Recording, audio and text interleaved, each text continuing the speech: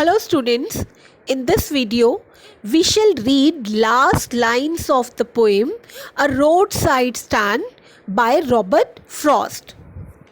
No, in country money, the country scale of gain. Poet wants to say that for those countryside people, scale of gain is called the money. Money is the scale of gain. Money is the measurement of gain. That means prosperity के लिए सबसे ज़्यादा जिस चीज़ की ज़रूरत होती है वो है money and the requisite lift of spirit that is the required lift of spirit is the money. Money elevates spirit of those people has never been found. That means जो मनी प्रॉस्पेरिटी के लिए और spirit को ऊपर उठाने के लिए, living standard को बनाने के लिए, प्रॉस्परस लाइफस्टाइल के लिए बहुत ज़रूरी है, वो मनी उन लोगों के पास नहीं है. और so the voice of the country seems to complain. That means वो लोग कंप्लेन करते हैं इस चीज़ की. उन्हें इस चीज़ से प्रॉब्लम है कि जिस मनी की उन्हें बहुत ज़रूरत है अपना लिविंग स्टैंडर्ड रेस करने के लिए, वो मनी उनके पास नहीं है. No, in country money the country scale of gain, the requisite lift of spirit has never been found, और so the voice of the country seems to complain. So, in these lines, the poet wants to say that it is quite difficult for those roadside dwellers to have a prosperous lifestyles. That means there is less development in the countryside because the flow of money there is almost nil, and without the flow of money they consider money from city people is essential to uplift their spirits, as the lack of money, that means real cash money, prevents zeal, or you can say happiness, in their lives.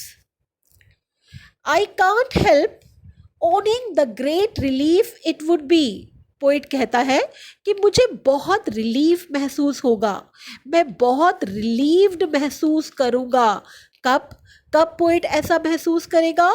To put these people at one stroke out of their pain, कि अगर वो उन लोगों को उनके pen से बाहर निकाले, और वो भी eight one stroke.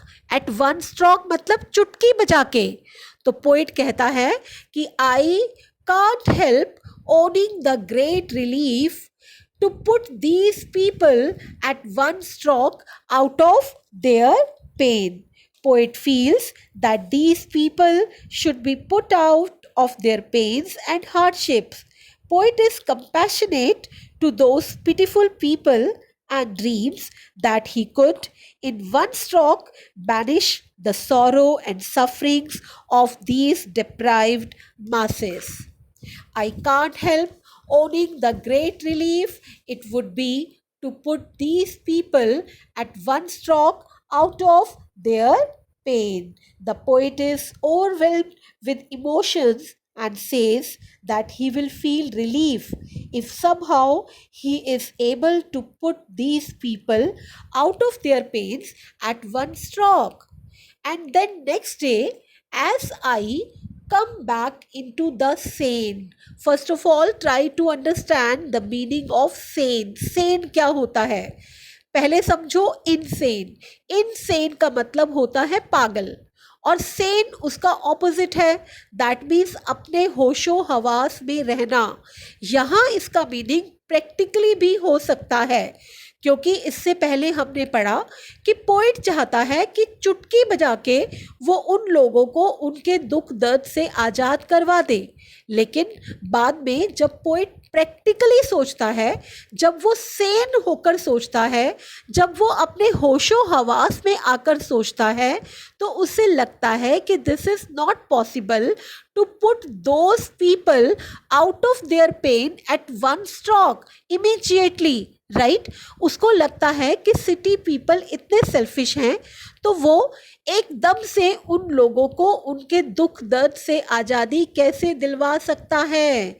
And then next day as I come back into the sun I wonder how I should like you. अब यहाँ यू कौन है? यू है readers. To come to me and offer to put me gently out of my pain. And then next day as I come back into the scene, I wonder how I should like you to come to me and offer to put me gently out of my pain. Poet wants to relieve those poor people from their pain, but because it is his imagination and it is not possible, so reality is far far away from this thought. So the poet becomes sad again and he wants his readers to offer a helping hand to overcome that kind of pain. क्योंकि poet को लगता है कि अकेले उसके बस का नहीं है उन लोगों को उनके दुखों से आज़ादी दिलवाना।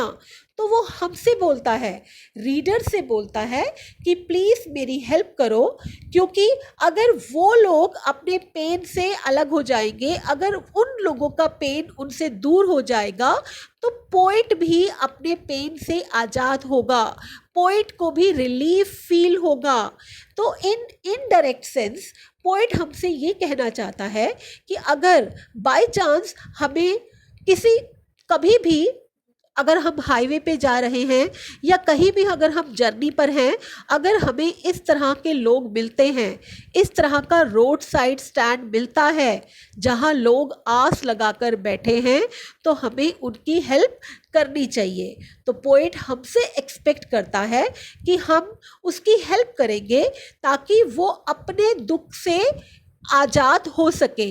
और उसका दुख क्या है कि उन पीपल को कोई हेल्प नहीं कर रहा।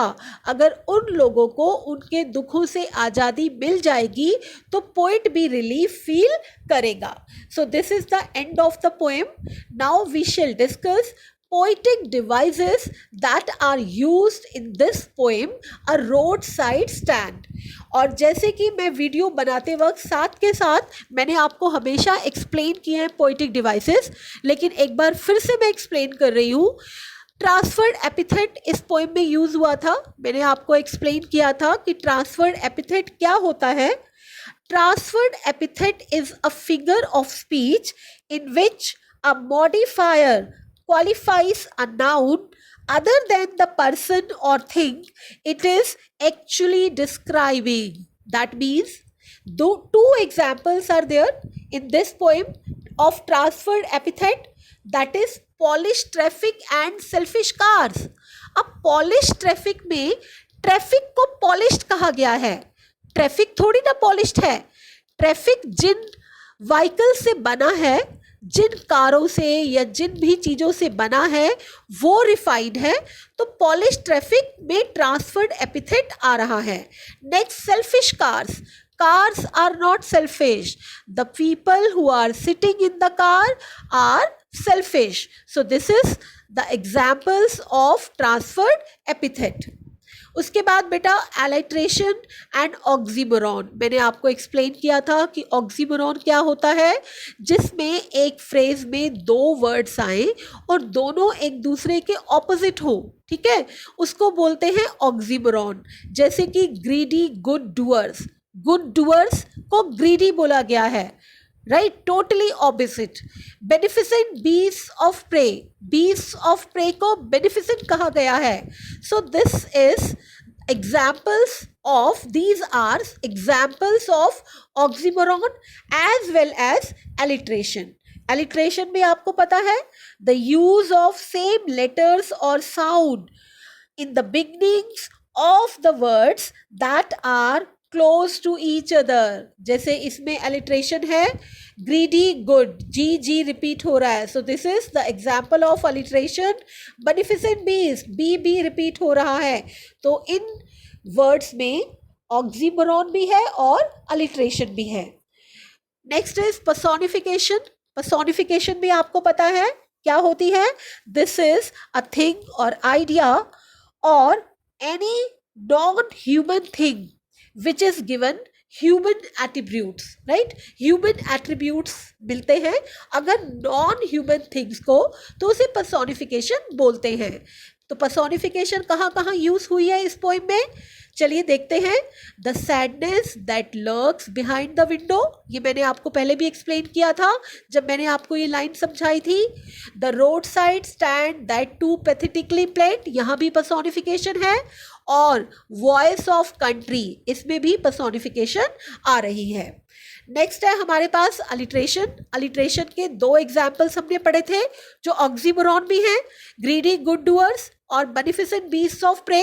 एक और अलिट्रेशन है पैथेटिकली प्लेड. राइट, पी इसमें रिपीट हो रहा है. लास्ट है हमारा मेटाफोर.